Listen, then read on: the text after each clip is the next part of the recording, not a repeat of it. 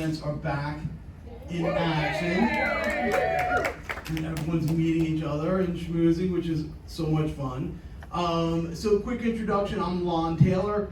I run a UX research company called First Insights. I am now based in South Florida, but miss Chicago, where I was stationed here for about 10 years. So, we have an exciting panel. With a couple of speakers who you may know, who've done an amazing job of speaking in the past. I was fortunate to catch both Casey and Mick at South by Southwest a couple of years ago, and they killed it. It was a lot of fun. So, but before we do some introductions, just a quick, everyone knows who the IXDA is and why we're here, and it really is just to have everyone enlighten themselves, have people meet each other, talk about the latest topics that are going on in the industry.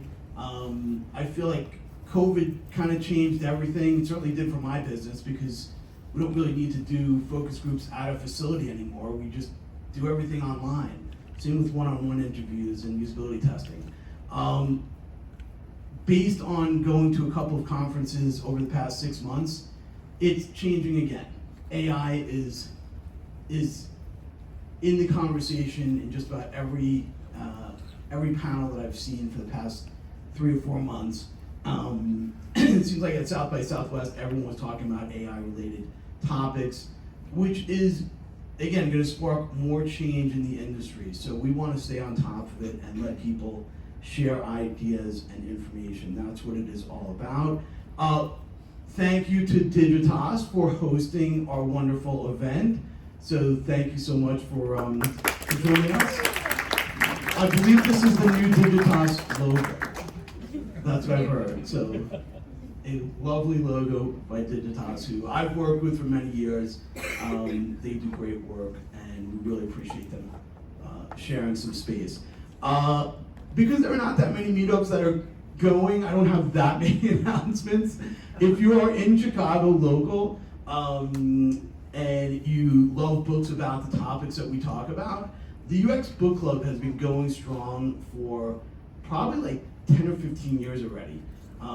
They do a great job. It's a bunch of super people over there. So if you're not signed up for their meetup group, feel free to do so. They really do have events on a regular basis. If it's your first, just quick show of hands, who's a first event person here?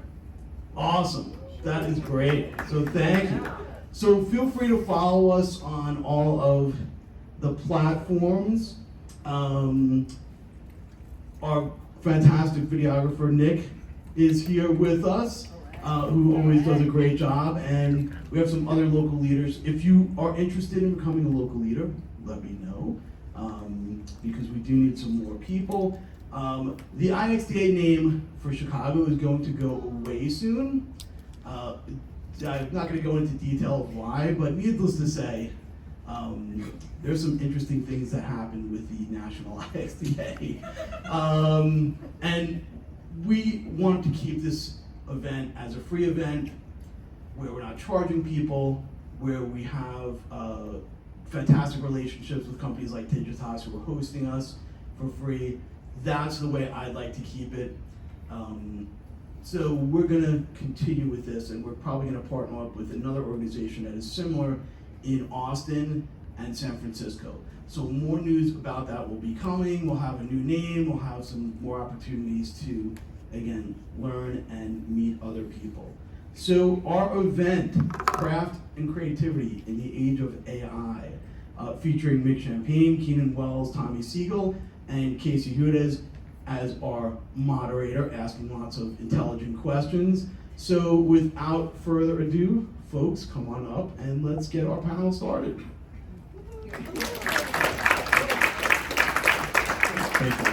So actually, this is 3 individual talks, and then we'll have a Q&A at the end. So thank you, Lon, for the setup.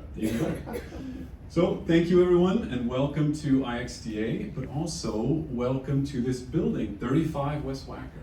An important building, a historical building, and it's got a lot of nice facts about it. So First one, it's named after this guy, Leo Burnett, famous ad man of the 20th century. And he has this great quote that I think is a good way to kick us off. Curiosity about life in all of its aspects, I think, is still the secret to great creative people. He and his agency, this building is called the Leo Burnett Agency. He and his agency is responsible for some of our most iconic brand characters. These are not to scale because the jungle is much bigger. And, the audio, sorry, there's a really good audio.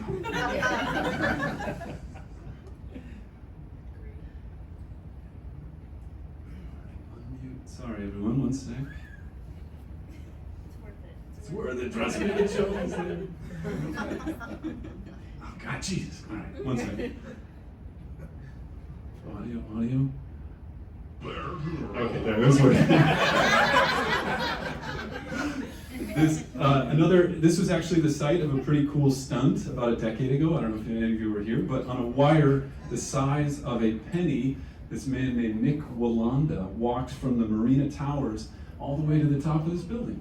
So it's pretty incredible. I don't know why you would do that. Look at that, isn't it insane? Was anyone there for it? Nobody. Okay. Oh, one. He's done it twice, right? I believe maybe. This is also, on a personal note, this is where I worked for 4.5 years in this wonderful building. Thank you again to Digitas for hosting. I think I see some of my colleagues here.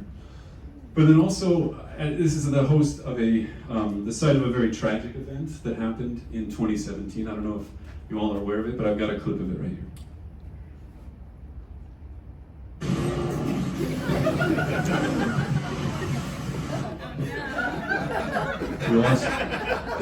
We lost a lot of good windows that day. The Chicago Monsters. So I say all of this we have this historical aspect, we have my personal connection, we have, of course, the monster attack. And despite all of that, when planning tonight, I still went on Google Maps and checked how to get here. And it's a 6-minute walk. I went and checked on Google Maps. Why? Why did I do that? Now, I was a little embarrassed, but I found this meme. My ancestors watching me use Google Maps to get somewhere I've been to 14 times. But it's not just Google Maps where I feel like I store my memories. I go to Google for everything. How to tie a tie, and then changing a bike tire every single time. Or other things, very important things. What is it, the name of the thing that you can say? And there's actually a name for this, where we keep our memories up on the web. It's called digital amnesia. We've done studies on it, and we forget information that can be found readily online. It's also called, more effectively, the Google effect. And personally, it doesn't really bother me that part of my brain is being outsourced to Google, that things can stay up there with Google Maps and others. However, there's another part of my brain that I feel like is starting to be changed by this new technology that we're finding. And that is coming about. And that technology is, of course, generative AI, what everyone's talking about at the moment. So there's this book that just came out by Ethan Mollick that I highly recommend. And he opens with this quote here. I believe the cost of getting to know AI, really getting to know AI, is at least 3 sleepless nights. So he argues that if you really understand what these tools can do, you're going to be a bit concerned about it. One concern that I have is my creative process and how it's slowly changing as I have access to these tools. So normally, I have the spark of an idea, normally a dumb joke or wordplay. Then I go into my chaotic aspect of creativity and all of everything that goes into it. And then after 10 minutes or maybe 10 years, I have some output. That's kind of my normal process. Since the introduction of these tools, however, I feel like it's going from dumb idea into some sort of box, and then I get some art, not in 10 years, but in 10 seconds. And then not only that, it's just about in every medium that I can imagine. And then not only that, it's about every possible variation that I could want endlessly that just keeps going and going. So I could not find like a research on it or a technical term, so I made one up. And it is going overly excessive generative AI dependency syndrome. Or an acronym, I love acronyms, here we go. Oh, you guys! I like you The over-reliance on generative AI to do your creative work for you. Now, I think this could also maybe be called the open AI effect. I'm a trademark pending, I'm doing this. But this is in theory. What does this mean in practice? What does that look like? So rather than sitting down and taking the time to develop a cogent argument about why we should go back in time to stop the monster attack of 2017, I could have AI bang this out in like 10 seconds. Battling tomorrow's monsters today, the time travel imperative. It is very convincing. Rather than studying color theory and becoming a decent painter so I can illustrate the moment that I am fighting that monster, I can put together this piece of shit, upload it to AI, and then it gives me this in an instant. Why bother going through the process of the actual creation if I know this can come out?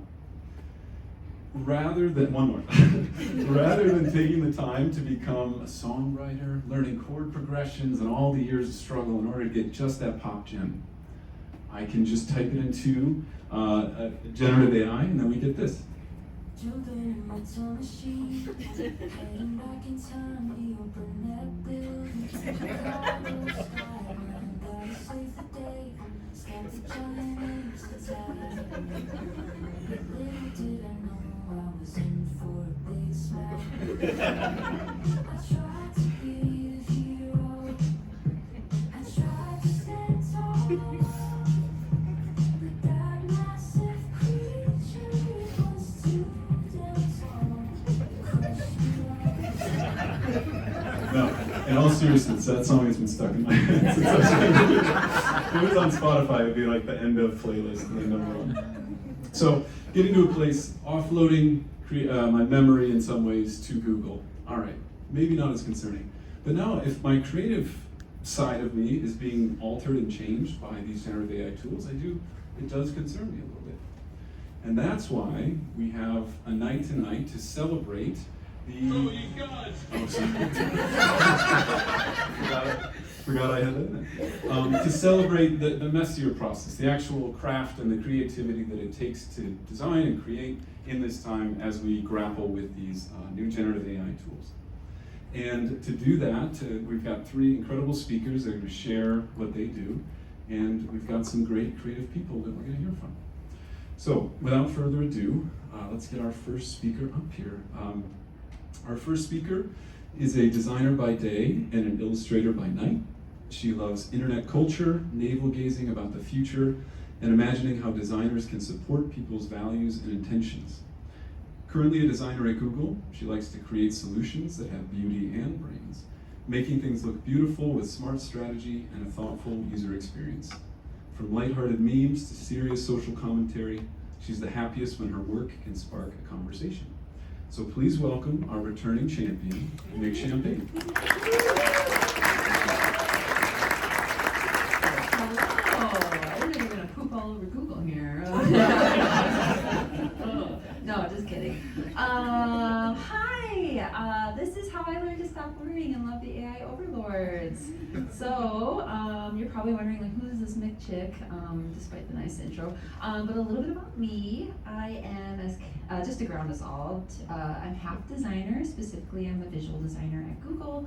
And I'm also half illustrator. I've been professionally, getting paid to doodle butts and boobs and farts for about, 7 or 8 years now. So, I like to think that the through line for both of those disciplines is really my love for connecting people with experiences through visual storytelling and concept-driven design. You could also describe me as a bit of an empath, which generally helps me do the day job. I can empathize, put myself in a user's shoes, but it also naturally lends itself to a lot of worrying and overthinking. So maybe you can relate to this, but since this has been my current mood since the release of ChatGPT, which feels like it was yesterday, but Every day it's felt like there's been a new tool or a new app coming out, which has all felt a little bit dizzying and paralyzing, honestly. This slide is probably already outdated. I know it calls it Bard. It's now Gemini, TM. Every day it feels like there's another scary headline about how we'll be made obsolete, how the robots are coming for our jobs, and some like mild threats to our children over there. And us as creatives who are already prone to imposter syndrome have felt understandably a lot more nervous about our own futures and our livelihoods. It sparked lots of heated debate around ethics and copyright and plagiarism, which I don't get into this one, but maybe that'll be a plug for my next talk. I don't know. And if all of that wasn't enough, why not like sprinkle a little existential crisis there on top? So we might be extinct. So yeah, that definitely felt like it escalated quickly. I don't even know. I'm also going to share a little bit on a personal note, since we're all friends here, like I think half of you, like friends and family. This past year, I kind of burned out, and with life and work and the weight of the world, I heard it called described as a polycrisis, which just means just like an onslaught of like major events happening. And I was like, wow, that sounds pretty accurate. But I'll keep it brief. Last January, we found out that my dad had glioblastoma, which is an aggressive form of brain cancer. It was also on January 6th, another great day in American history. So like, there's a lot of meaning on that day. But spoiler alert, they removed a tumor the size of a tomato in the front of his brain, but he's doing really good, and he's like, everything is looking really positive right now. I didn't think I was about this. But that news was followed swiftly by all of the layoffs at Google. We cut 12,000 jobs, and I just feel like that was just like the starting of a whole like just onslaught of layoffs across many different industries and friends and things like that. So I know it's been a really rough year, and that was January. And then unbeknownst to us, we already had been planning a career change for my husband, and we didn't realize at the time that it might not be the best time to change into a software engineer. So, with all of that going on, I have this very lovable tornado of a toddler to manage too. So, to say that I was feeling uninspired and overwhelmed, I think is a bit of an understatement. And drawing, which had really become a passion and a hobby of mine, and honestly an escape from a lot of like work-related stuff, that started to even feel pretty daunting. I really just couldn't muster the energy anymore with all of that other stuff going on. But I am nothing if not a diehard optimist, and I started thinking about that old saying about keep your friends close and your enemies closer. So I started wondering what would happen if I really embraced this new AI stuff and the AI overlords. And I started thinking about how can creatives harness that fear and anxiety in a productive and meaningful way? And really more importantly, can it get me out of this fucking creative block? Like I just wanted to know that. So I faced my enemy and I went to ChatGPT and I literally asked it that. Okay, that's not true. That's not verbatim how I asked it. This is a little bit of prompt writing 101 if you haven't played around yet. First, you want to start by setting up a persona. In this case, this was a fun exercise that I started calling prompt power posing. Power posing is when you go in the bathroom before a big talk and you like make yourself big and like psych yourself up. But this exercise is writing positive affirmations about myself in third person, and my therapist loves this for me. So I wrote, "You are a clever and creative illustrator who excels at drawing witty visual puns. Your work is often funny, but it can also be thought-provoking. You are a master of the absurd, and you use your art to explore the strange and unexpected." And then you give it a little bit more context. So I told it, "Your work often uses butts, boobs, farts, and memes, and you love to get a laugh out of people."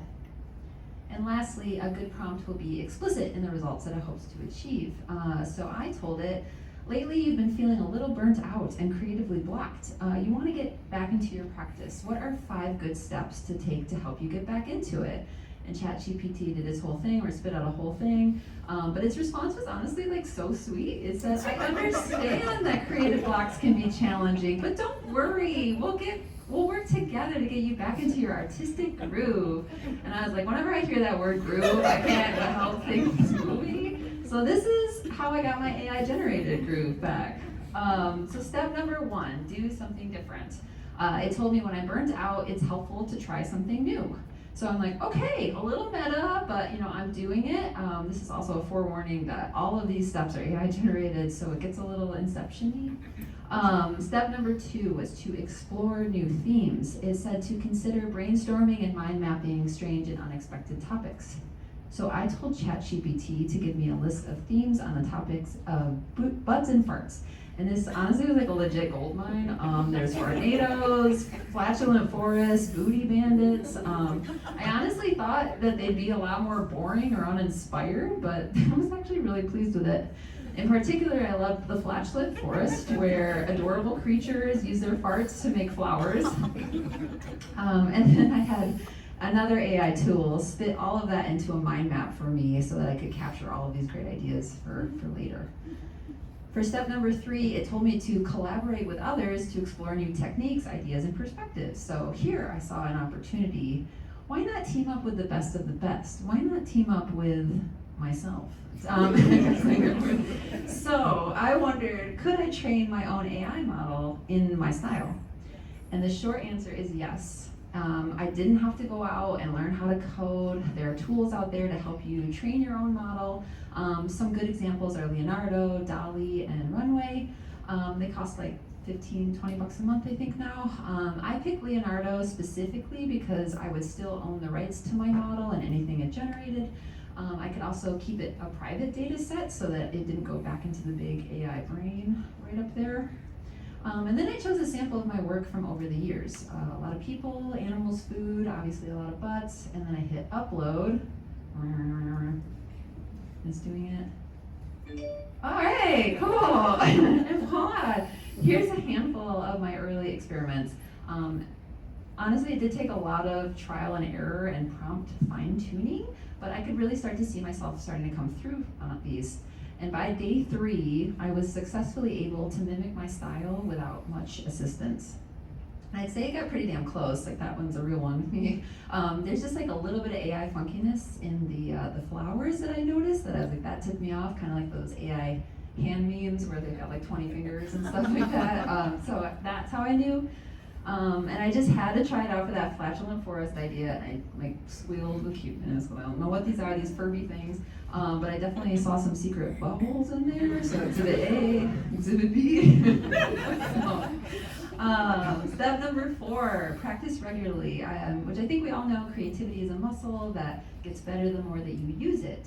And work it out. So this is a pretty tactical step, but I had that AI tool build me out a calendar of all of those themes and ideas, really just so I didn't have to think as much and could be really inspired daily. So I don't know if you've ever done any of those 30-day challenges. It's kind of the same idea, just to like keep you going. And then the last, but definitely not least, step number 5, give yourself permission to play. Personally, I think this was a huge part of my creative block in that I was getting too precious with my work. It was like kind of a nice reminder from an AI bot to allow myself the freedom to make mistakes and enjoy the process and really embrace unexpected outcomes. So starting out this whole experiment, I had super low expectations, which honestly is how I live my life. But really, I've been overjoyed with even those results. It's been pretty hit or miss on the conceptual prompts. Humor and puns are definitely not its strong suit yet, and maybe that's where we as humans still have the upper hand. I don't know. But the overwhelming feeling, weirdly, isn't that of fear, but more of joy and excitement. Every time I generate a new image, I get excited to see how it's going to interpret my prompt. Like for instance, I typed in like a topiary shaped like a poodle, and I'm expecting like Edward Scissorhands, like a giant bush looking like a dog. So I wasn't expecting that doggy style like image there, but like also was kind of here for it. But all of this has helped tremendously with inspiring me and getting me out of my burnout hole, which I just really want to make this slide.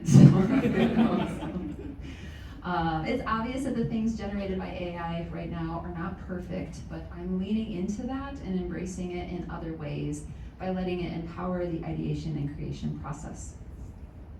First, it's really been fun to use it as a collaborator and as someone to bounce ideas off, like yes and things. This is the newest tool from Google that helps expand the writing process. So I wanted to riff on some ideas of a hot dog character, so I typed in human hot dog, and it spit out a list of ideas, and I particularly like this punk hot dog with a mohawk, so I sketched it. This is also a caveat to, and a good reminder that you definitely still need some human intervention with these results, because it was like a human hot dog that is made out of a real person who is being eaten alive. So it just reminded me, I was like, it's just a lot. I also like to use it as a first draft. It's nice to have a tool to visualize your ideas as a starting point. Sometimes it gets it on a first try. So here I just typed in like mama gorilla with her baby, and I really liked it. It just needed a little finessing. The face was kind of weird, so I wanted to tweak its body and update its color. And sometimes it takes a lot of effort. For every good one that I generate, I get about, I don't know, like a couple hundred that are just not what I was envisioning, or just like complete garbage. And then it becomes a little bit like gambling, where you just like keep hitting that button, like trying to get lucky with the perfect one. So that's kind of fun and addicting, right? So, and lastly, what I think might be the coolest use is how I can evolve my own style. My work has always been pretty simple line work, limited color palette, but this is like literally showing me how I can play with things like texture and color and shapes in all sorts of ways that I hadn't really considered before. And that's all to say I haven't even started playing with the tools that are out there, like video tools that you could make. That new Sora stuff is like amusing. I don't know how that would work yet, but I don't know, it's just really cool to say that there's a lot of possibilities out there. So like wrap this up, like Jerry Springer's final thoughts are, I definitely think this has been a fun experiment to find new ways to get over my creative block. But more broadly, I think reframing generative AI to be more of a collaborator and not the enemy is the move.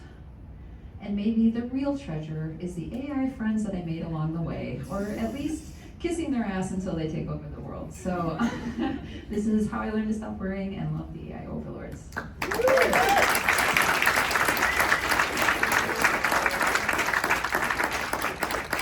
Thank you, Mick. That was wonderful. If I've got her QR code up here, but that's her Instagram if anyone is interested in following her work. So next, let's bring up our next speaker. He's an artist and an AI and design lead at DocuSign. He makes pixel art under the project name Pixel Hall of Fame, where he has done multiple national projects for the likes of Nike and ESPN. In addition to his studio practice, he enjoys baseball and spending time with his wife Sylvie, son Sammy, and Malcolm, and his dog Lulu. Please welcome, for the first time speaking publicly about his pixel art, is Mr. Keenan Wells.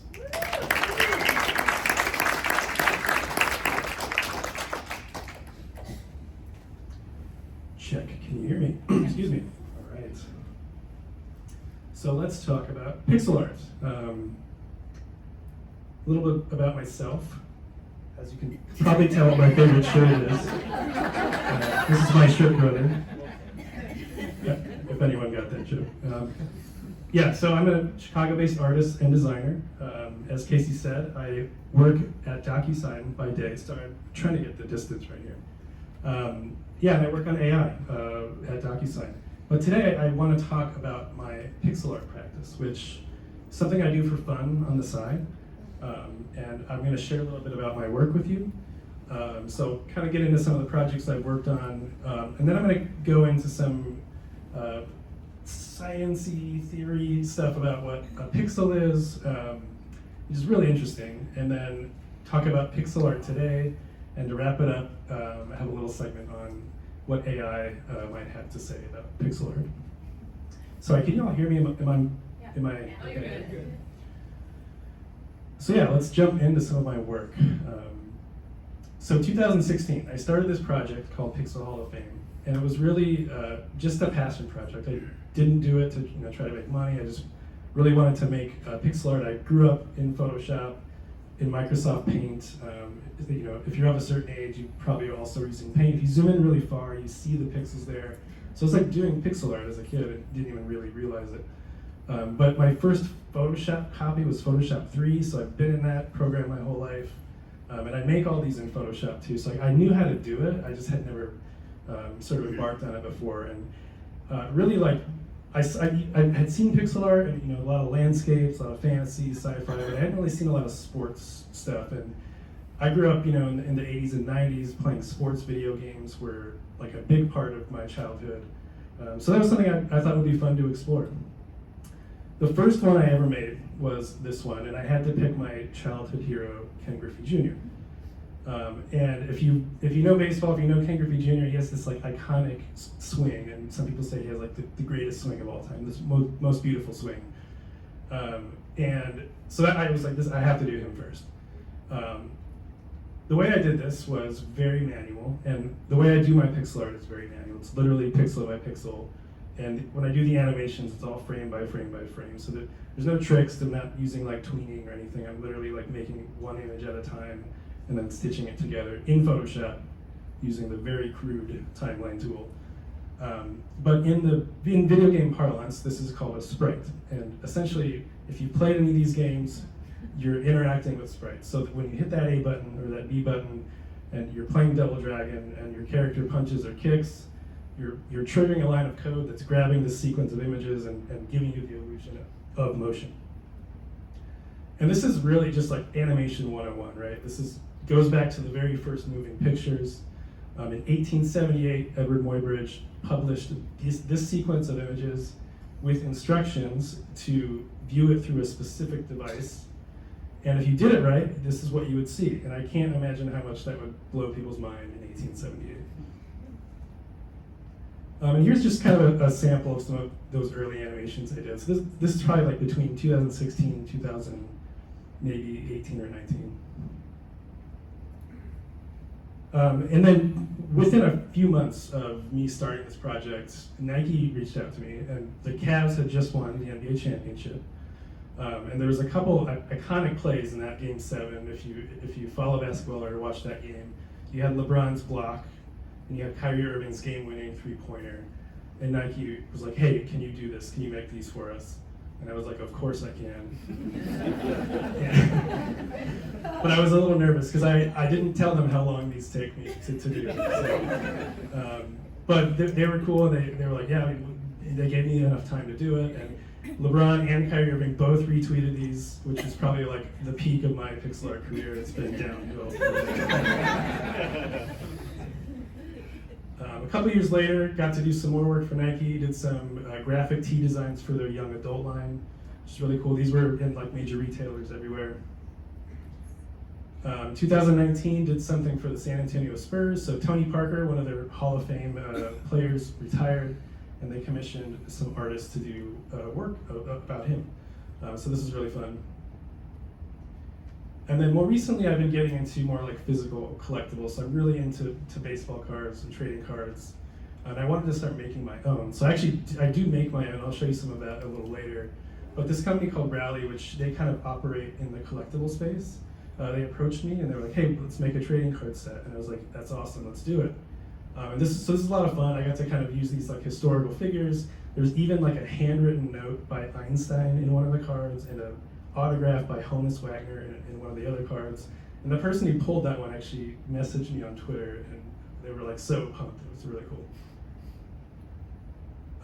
More recently, last year, this is probably my favorite piece I've ever worked on, was a collaboration with Lionsgate for John Wick 4. So they also commissioned some artists to kind of make some art about John Wick, and a lot of awesome stuff that was produced around that. I'm going to share the video with you. I will say there is some cartoon violence in there, so if you think that would be triggering, it's about 30 seconds. You can look away.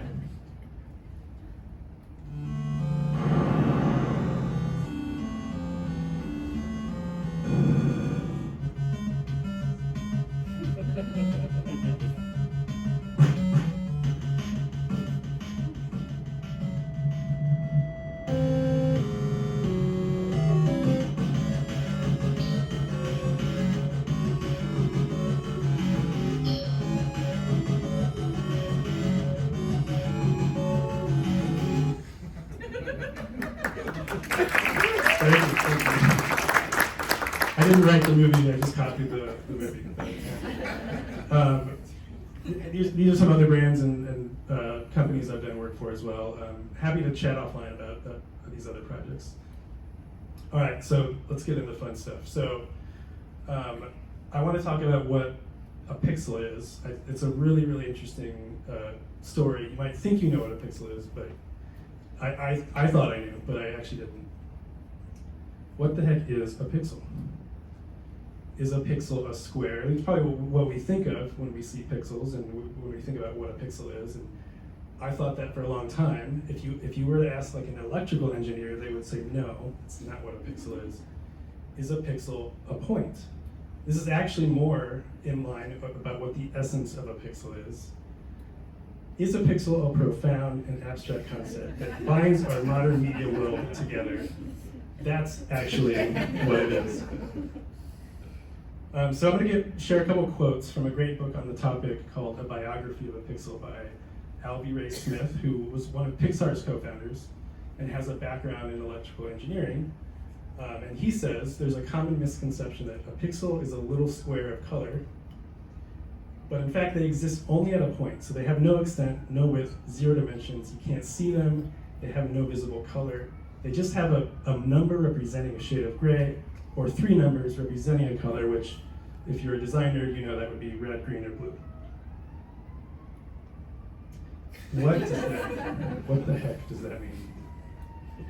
All right, so this is actually what this means. So when you think of a sound is actually a really good way to think about this because it's a little more simple than images. When you think about a sound in the world, it's a sound wave, right? And we can call that like an analog waveform. Analog waveforms, they have an infinite number of points. They're continuous, they're smooth. There's no concept of choppiness. It's when we experience a sound, we don't think about it as pixelated. If you were to take 2 points on any of these lines, as closest as you could possibly get, you could still zoom in and there would be an infinite number of points. And you could do that over and over for infinity.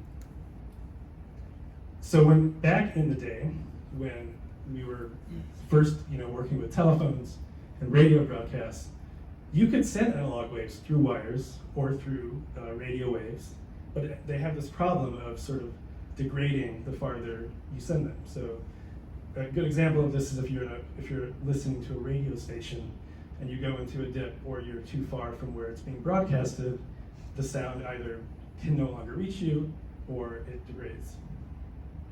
So in the 30s and 40s, excuse me, this is what the problem that theorists were trying to solve, which was how can we send these waves across vast distances and maintain the fidelity? And the way that they did that was kind of this amazing insight, which is you don't need to send the whole thing. You can just send little bits of it. And basically you select certain points along the curve at very specific moments, and that's what can kind of allow you to reconstruct it. So these points are called samples. And you'll see here you have your curve at the top, and you're basically just cherry picking little points along that curve. And this allowed you to send things over vast distances. So you can take a sound input on one end, package it up, send it to another person, and they can kind of reconstruct that using those samples on the other end. And how it gets reconstructed, there's a lot of other stuff that goes into that. I'm not going to get into like these things called spreaders, and a little bit out of my depth, to be honest, but in concept, I think you kind of get the idea.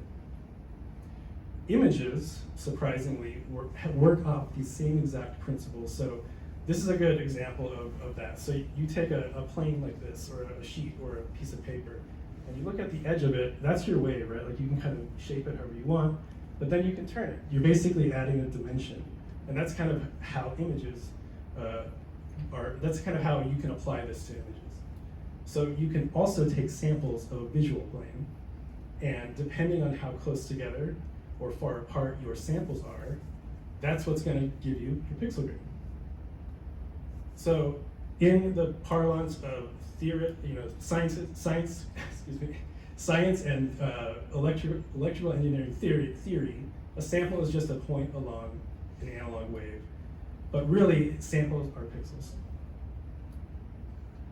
Okay, now let's talk about pixel art. So getting back to this question, is a pixel a square? I still think it kind of is, because that's kind of how we all see them. And what Alvy Ray Smith would say is, it's the recovery of the analog from the digital. So when you reconstruct that wave, on the receiving end into some sort of, whether it's your computer or your screen, that's what's giving the pixel the shape and color. So we kind of interact with them as squares visually.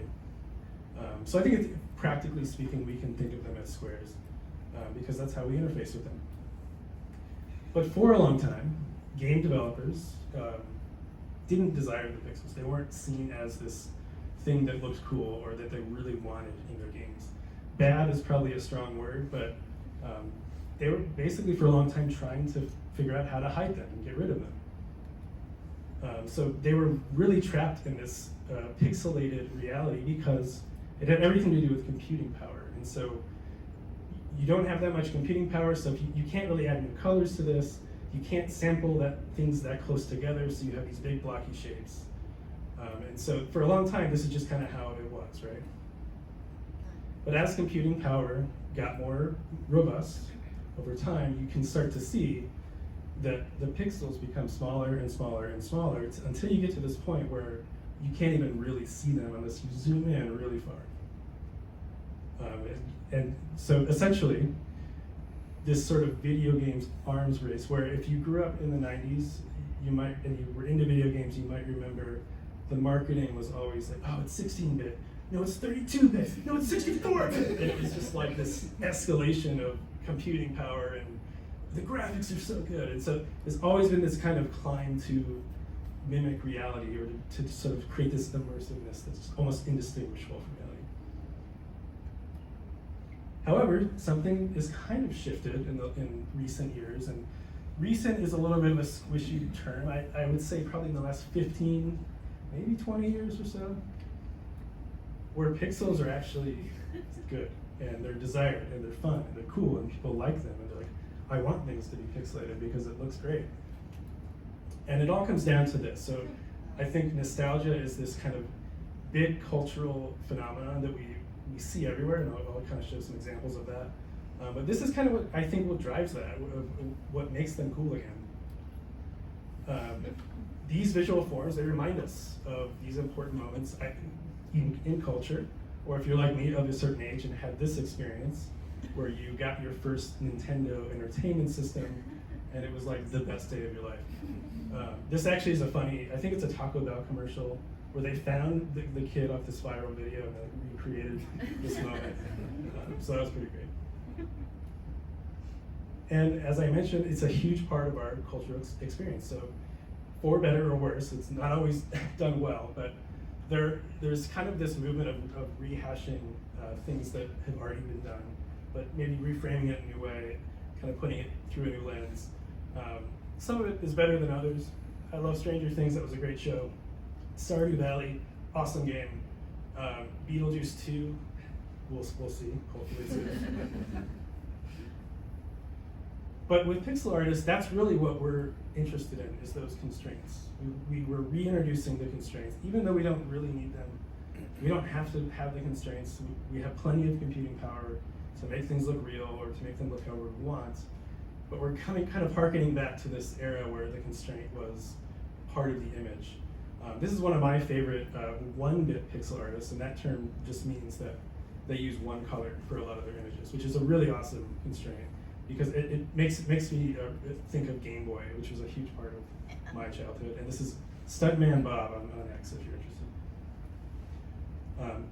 I play with this a lot in my work, so I try to find these kind of intersections of nostalgia. So not only am I doing pixel art, but I'm also looking at other form factors that kind of bring their own nostalgia. So Legos is another one. I grew up on Legos. My 5-year-old son is getting into them, so this is kind of like a great nexus of all these interests coming together. And so yeah, I kind of started making my own Lego pieces. By the way, Legos are so expensive. It's crazy.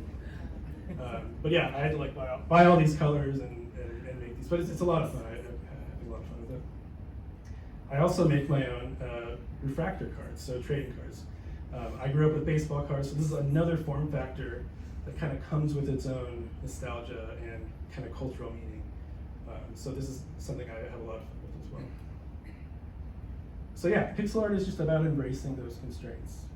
and it's really fun, and you should all try it. If you want to know how to do it and you don't, talk to me, I'll help you. All right, before we wrap up, I just want to talk about pixel art and AI. What's the deal? I wish I had that soundbite on here. It turns out AI is not good at pixel art. So I'll tell you why. Now I'm kind of a pixel art purist. Everything has to be locked into that grid. Got to be hard pixels, solid colors. So any kind of deviation from those constraints like really throws me off. So this really throws me off. So I asked it to make an 8-bit image. This is DALL-E, by the way. An 8-bit image, black and white, of a potato. First of all, it looks like an egg to me.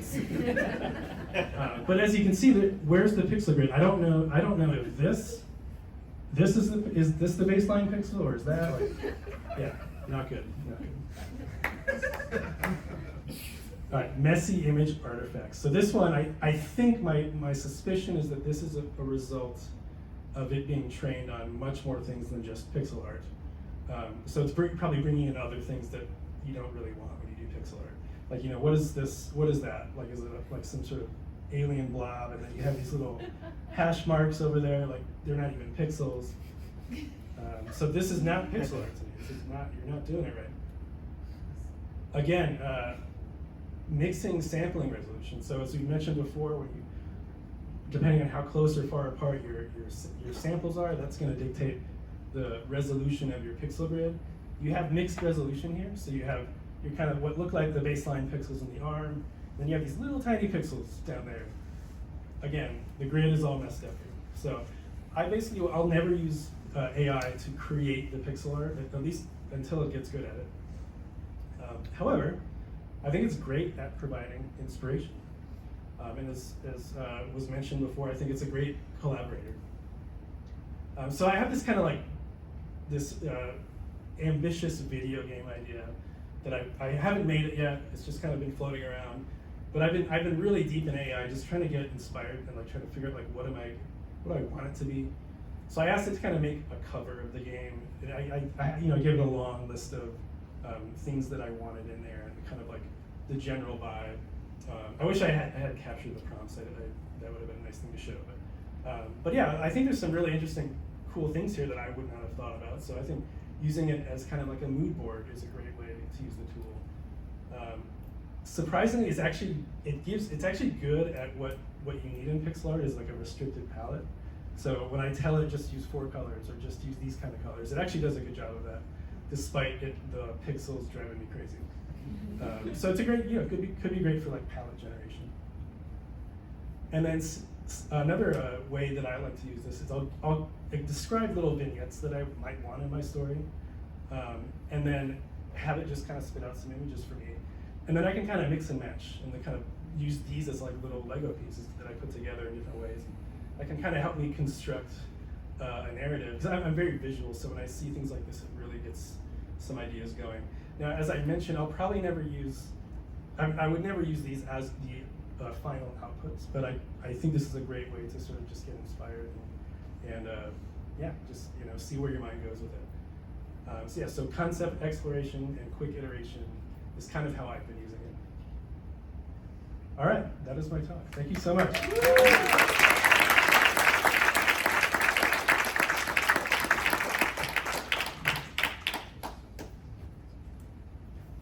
Thank you, Keenan. Similar to Mick, if you guys want to follow him, Pixel Hall of Fame on Instagram. It's a great follow.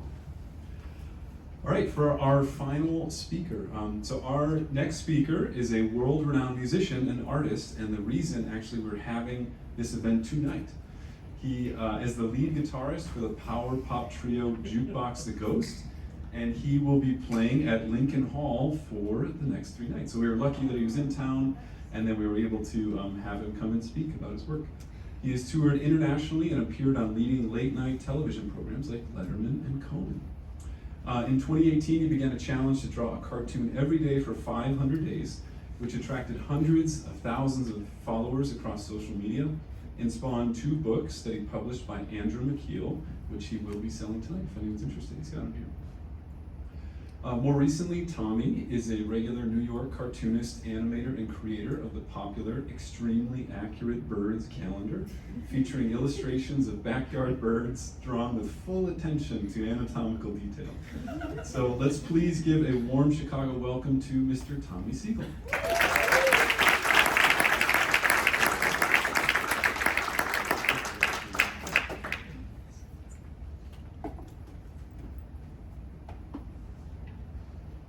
Hey, how's it going?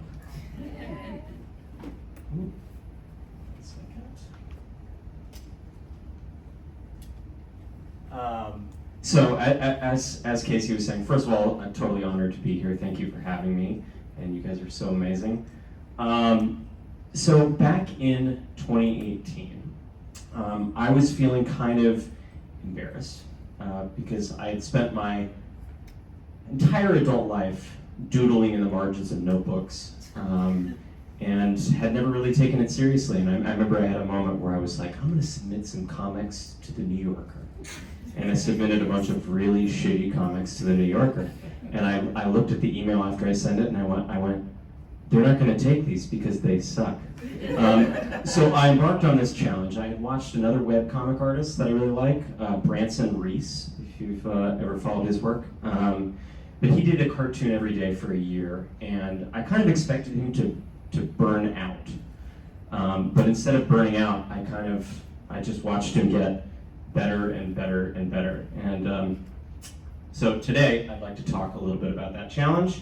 Not necessarily much in the context of AI, but certainly in the context of creativity and its relationship with social media. So let's jump into throwing myself into the internet zeitgeist for 500 days in a row. And I guess as a result, how the internet created my career in comics and also broke my brain. So it was a busy year of touring with the band, and I thought I would try and do a comic every single day. And at first, it was stressful to keep up with the daily challenge and find a rhythm, and to squeeze it into ordinary life as I was still touring with my band. The first month in particular, in hindsight, was like the hyper-compressed formal art education that I never had. I'd been a doodler in the margins of notebooks. I never touched a digital art supply until 2018. And because of having to do it every single day and not having access to a scanner every single day of my life, I was forced to learn, Procreate and Photoshop and transforming my handwriting into a font. What vector illustrations are, clipping masks, RGB versus CMYK, which, by the way, do you guys know RGB and CMYK as concepts? I can't look at RGB without thinking Ruth Gator Binsberg. It's right there. So in that first month, I made more strides in my abilities than I probably made in the last 20 years before that. And 3 weeks in, I got a really big, encouraging factor for me, which was I'm a big Beatles freak, and one of my cartoons got re-Instagrammed and retweeted by Ringo Starr, which was very cool. But also, I'm showing this tweet for some context because this is also awful. Because this tweet was in response to people harassing him to give artist credit. So it means that Ringo Starr knows that I exist, but begrudgingly. So the biggest challenge was thinking of ideas. ChatGPT wasn't around at that time. So I always kept a list in a notebook on me with a running list of ideas because I never knew when something was going to come to mind. But usually the prompts were something like this. Horse with human nose and big ass, question mark. And then it was a last minute scramble to massage that into something that resembled a joke. Like this, which is not. To ride a horse is to fly without wings. I'm showing this as an example not because I think it's good, but because I don't know where I was going with this one. I don't know what I was trying to achieve. But the beauty of this project of having to do a cartoon every single day meant that I didn't have a choice in the matter. The cartoon was going out into the world. Another detail of this project, because it was every single day, I tended to gravitate towards single panel comics. So why did I mostly draw single panel comics? This is a comic to illustrate that. Well, multi-panel comics are more difficult in a few ways. For one, you have to draw characters consistently from frame to frame. And you have to draw them over and over again. Over and over? Over and over. Couldn't you just copy and paste? Yeah, I guess I could. Huh. Yeah, I could do that. Why don't I do that? Oh yeah, because only a lazy piece of shit could do that. Because that would be contrary to mindfully embracing the human process behind the art form and defeat the purpose of comics as a medium, which is to find the most time-consuming way possible to convey a few sentences.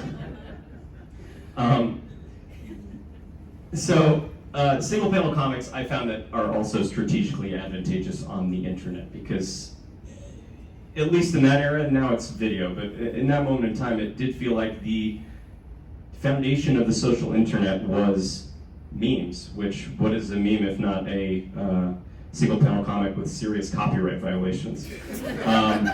So I became a daily generator of artisanal handmade memes. This is a cartoon I did for the New Yorker recently. A cartoonist, huh? I love artisanal memes. As the project wore on, I found that the process for harvesting ideas for comics had a lot more in common with my experience with songwriting inspiration than I would have expected. If you do creative art of some kind, you know that inspiration is a very slippery thing, and it often appears when you least expect it and is not around when you need it the most. So for me, for this 500-day challenge, the most effective method turned out to be don't think. It seems counterintuitive, but I have found that the most direct way to conjure ideas is to deliberately do nothing at all. There's a reason people talk about having ideas in the shower or on the toilet. You can also, meditate if you want to be more classy about it. And I found that ideas did not come to me when I allowed my digital addictions to take over. And if I did have ideas through that, they were generally just sort of regurgitations of whatever was in the landscape that day. And when I look at those in hindsight, I can tell. And in hindsight, they look less like art and they look more like cries for attention.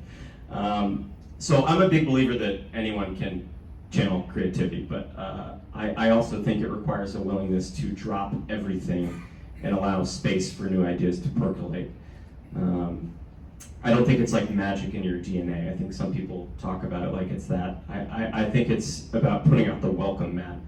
So my basic philosophy is this: if you give yourself time to think about nothing, it provides room for something to come in. So this was the paradox. As I was getting better at harnessing my creative energy for comics and really grinding them out, building a following, that vast and empty headspace that you need to think of the ideas in the first place started to feel threatened as the online following for the work began feeling like it was demanding more and more and more of my attention. So as I got more followers, every comic I published had more comments to sift through, emails to respond to, social media metrics to study and maximize, debates in the zeitgeist that needed a response, death threats to respond to, or report, notifications that I needed to check. And as a result, I began developing a pretty severe addiction to keeping tabs on it all. And also, all of a sudden, how could I have the time to do nothing when there was so much something to do? This little comic I did about this recently. Mindfulness meditation. Oh no, feelings. 1 minute feels like 30 minutes. So boring that it's stimulating.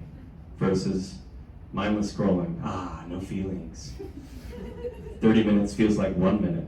So stimulating that it's boring. So like anything involving social media, there were benefits and there were downsides. So let's start positive, let's start with the benefits. The biggest thing was that the ritual of daily creation forced me to lend a harsh, critical eye to my own work, but also to force me to do it again and again and again. And eventually all that stabbing in the dark did lead me to my first real series, which I stumbled on because I was on deadline and it was Valentine's Day. I was thinking about those chalky, candy hearts you get, or conversation hearts you get on Valentine's Day, and I thought it would be interesting to use those as a way to express internal relationship dynamics, so I drew this comic. Damaged, but in the same way. Damaged, but in a creepy way. After I drew that, I realized for the first time that I had a world that I could keep coming back to. And the remainder of my daily challenge had more and more of these candy hearts sprinkled throughout. And if you don't mind, I'd like to do some reveals of some of my favorites. I thought you were older. I thought you were the other person in the photo. I bet they're waiting for me to say something. God, I'm so high. I love relaxing and playing a game with them. Their impending defeat will be bloody and righteous. Please be a prince. Please no, I have a frog wife. Frog heart's weird. Stare at him too long, it gets weird.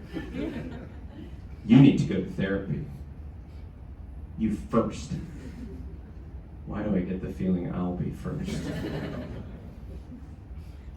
I think they just snuck a glance at me.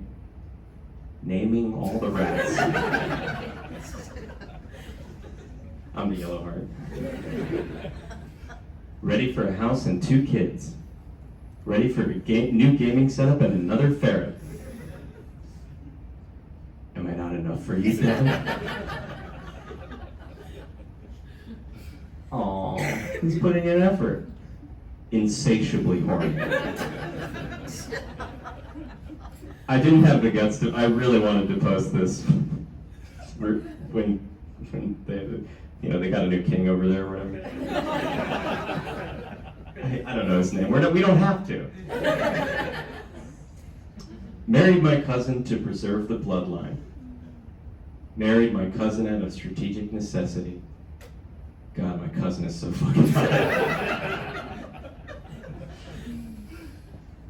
That story about me reminds me of another story about me. How has he not noticed I can't speak?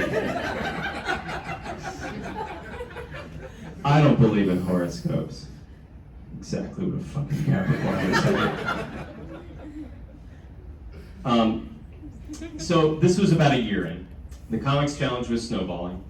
The stakes were feeling higher each day as more and more people were watching, and I was getting better at drawing hands and faces, and as the Instagram algorithm craves, asses, as Mick knows well.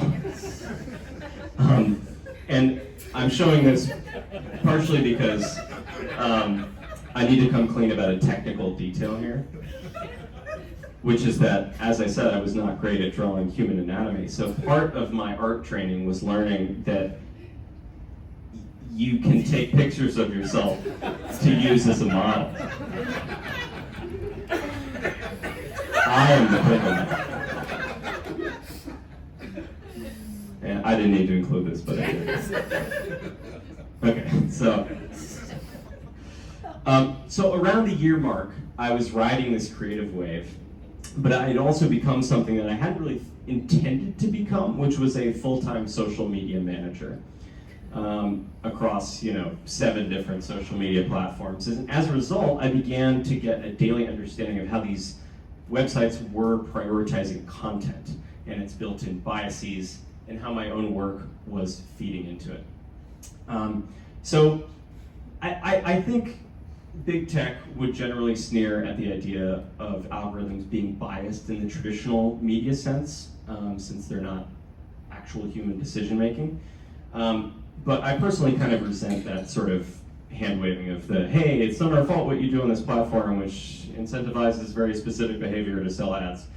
But I was getting a front row seat to watch how these algorithms were working day by day by day. And so I started to notice some patterns, specifically a kind of emotional bias of the platforms themselves. So let's say I posted a cartoon with a clear political target. So this is an example of one of these. Ah, yes, but how can we be sure that the temperature increased was caused by man? And so for people who agreed with me, who think climate change is a thing, it triggers feelings of belonging, and I too agree that we need to do something. Those people are idiots who don't think so. And for those who disagreed, it provoked rage and the feeling that they were being mocked. This is exactly the kind of thing that was making the algorithm go wild. And to me, it revealed an interesting bias of the platforms themselves, which was that they incentivize content that provokes an extreme reaction. Any extreme reaction, good or bad, as long as it's provoking a response, it goes straight to the top of the feed. They're there for, the algorithms are there for a purpose. It's to capture our attention as a mechanism to sell ads. And shades of gray, nuance, complexity, a mild chuckle, that doesn't really keep our attention, as it turns out. And the engagement that keeps us coming back for more is tied in with some of our worst tribalistic instincts, which the algorithm will increasingly and exponentially encourage based on our online behavior. I did a really stupid New Yorker comic about this recently. Please do not feed the animals disinformation. Harold, read the sign. So around that same period of time, the same structural weakness was allowing Trump to dominate the internet at all times as engagement, right? And that prioritization of any kind of engagement is what broke him above reasonable discourse at all times, because everything he does provokes a reaction in one direction or another, which then makes him the loudest voice in the room, even if it feels like everyone was trying to shout him down. And what an amazing way to sell ads. I mean, how good were the viewer metrics on January 6th? I mean, big eyeballs that day. So the more I thought about it, the more disturbing the idea of contributing to these platforms started to feel to me. Even beyond the obvious issues around extremism and enabling a fascist moron to become president of the United States, I was also having a sort of self-probing realization that Silicon Valley had kind of wormed its way into something that was previously inaccessible and unmonetizable: basic human connection and attention. And it even found a way to psychologically manipulate a desperate showboat like me doing a Hail Mary career move in his 30s, who would gladly work for free to get showered with totally abstract symbols of belonging, which got me thinking about my own psychology and why I was so prone to it. So this is a short comic about that. Why did I need the validation? Hey, twerp. You're kind of short. I'll show him by drawing so many comics. That's it.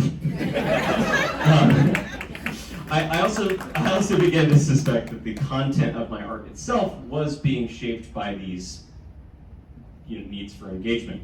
So I couldn't help but take into account when a comic I posted received less likes than usual, and was subconsciously shifting my artwork in ways that I only started realizing in hindsight to get more of those likes. So it was this weird feeling of like, was I shaping the internet and contributing to it creatively, or was it shaping me? As you can see here. So I began to feel increasingly conflicted about this, being part of platforms that I started to perceive were having a macro negative impact. But on the other hand, all the likes, baby! All the likes. So as the project came to a close, even as I was, quote, winning inside the social media ecosystem, I couldn't help but wonder if I was just another content creator turning all of our brains into scrambled eggs. And even more importantly in that moment, as I'm succeeding more and more in this environment, why do I feel worse than I did before? Part of that was burnout. So I think this comic illustrates my feelings at the end of my 500-day challenge. Vacation. Fuck, I need a vacation. Fuck, I need a vacation. Fuck, I need a vacation. Fuck, what do I do now? So at the end of this marathon, I kind of concluded that it's impossible to meaningfully win social media. If you're playing the social media game, you're playing in Mark Zuckerberg's casino, but with Mark Zuckerberg's rules. And as long as you keep playing, the house always wins. So I realized that even if it was a helpful tool for me, that I was going to have to find a different way to make comics sustainably without getting sucked into the zeitgeist day after day. So I'd like to close with a few ways that I've found since then that have brought me some great joy with interacting with comics outside of that. One is The New Yorker. So what's wonderful about The New Yorker is they do pay for comics, but also they won't accept anything that's already been posted online. So I started challenging myself. As you can see, I like deadlines a lot. I started doing weekly batches as a way to keep up my chops, but take the social media out of the equation. Weeks turned to months, and eventually around my 100th submission, about a year and a half ago, they finally took one. And thank you. I always find the New Yorker kind of funny as like a illustration badge, because people act like it's like, oh, New Yorker, but it's kind of the equivalent of being like, you know, I have hundreds of dollars. Anyway, I mean, I love the New Yorker. But they've started regularly accepting some of my contributions now. But they don't always take my favorites. I found that they tend to, I submit these weekly batches of 5, they tend to pick the 4th funniest one. And part of that's because it's a serious magazine, which I discovered the first time I was in the magazine, because I couldn't figure out why they had picked this comic. I didn't think it was that funny, and then I saw it embedded in an article about Salman Rushdie getting stabbed, and I was like, of course, you can't have a fart joke in that. The best you can do in that scenario is a, huh. So I'd like to show you, if you don't mind, some New Yorker rejects. So here's one. They did not. I like this one. Classical Sculpture Museum next to the Hands, Heads, and Genitals Emporium. All groins must go. And this one. I really savor moments like this when we get to spend time together, just the 3 of us, as a family. Little goose boy. Wait, it's not what it looks like. Well, here's some AI. Also, by the way, I have tried to get ChatGPT to come up with one good New Yorker cartoon, and I can satisfyingly report that in the last year and a half, it has not generated a single one that's funny. I just don't know. Drawing, yes, AI is great for that. Funny, I don't know. It's like asking a robot to fall in love, kind of. Like, I don't even think we know how to be funny. So, anyways, the moment AI became a true artist, God, I suck. I wanted to do another panel about asking their parents for money. This one's so dumb. I just thought of the best name for the place we put fire.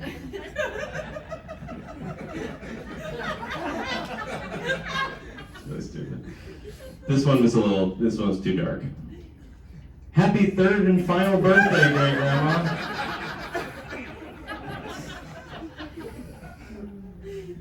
This one, I feel like I'm mostly putting this here because it only works if you say it out loud.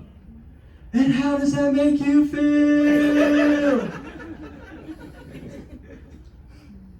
World War I and World War II history they're leaving. I can't wait to find out how they wrap up the trilogy. You're not alone. Zoom in on the pamphlet here. So your boyfriend has a mustache now.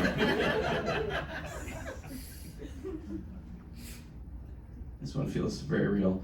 I just want to live at the center of it all, have kids only after I achieve my career goals, move to a farm where I own baby goats, and be fulfilled spiritually and professionally at every stage. Is that too much to ask?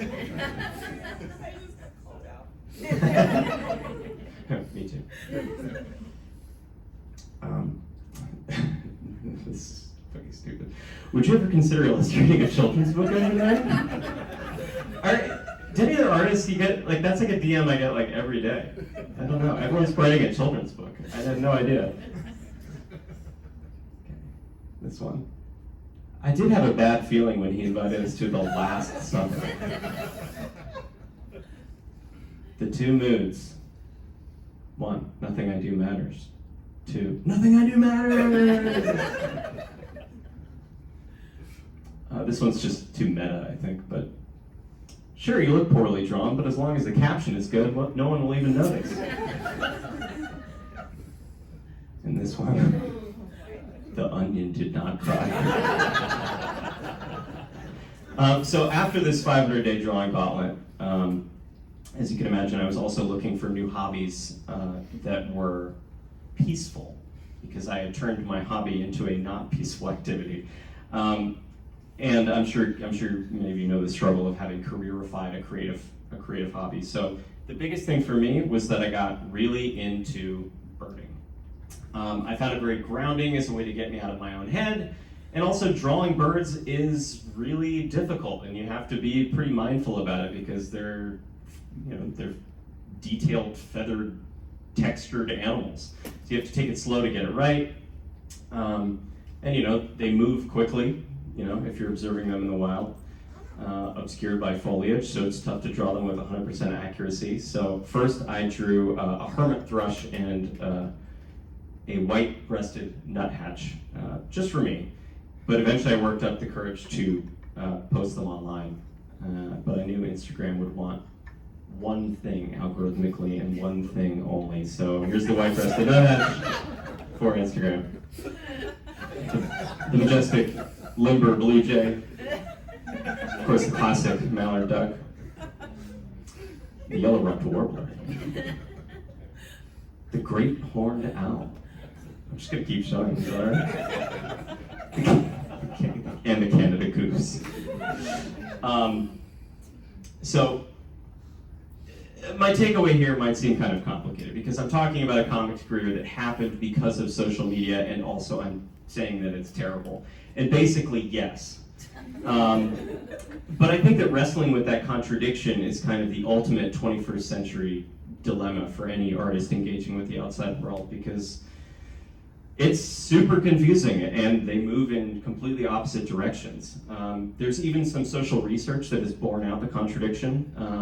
The University of Arkansas did a study where they found that people who think more creatively, more outside the box, use social media less. But people who have real world creative accomplishments use social media more.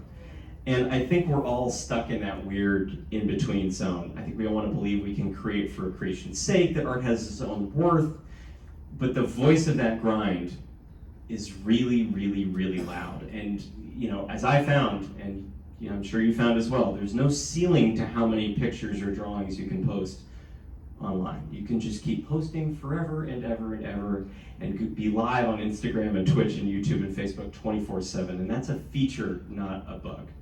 So my feeling is that as artists, we have to back away from social media to see it what it is, which is just a tool in your process. To enjoy the artistic process separately on its own merits, to give yourself the time and the space to nurture your own creativity and peace, to notice when social media makes you feel like dog shit, when it stresses you out, when it makes you feel like you're not enough, and when it dissociates us and divorces us from the process itself, which is human and beautiful and imperfect and pointless, and also maybe the only thing that there is. And as for the phone addiction part, my guess is as good as yours. I'm trying my best, I'm sure you are too. And it's not a trick that works for everyone, but for me, I would gently suggest bird watching. But yeah, thanks for having me. Yeah. I've got books over there, if you want to say hi.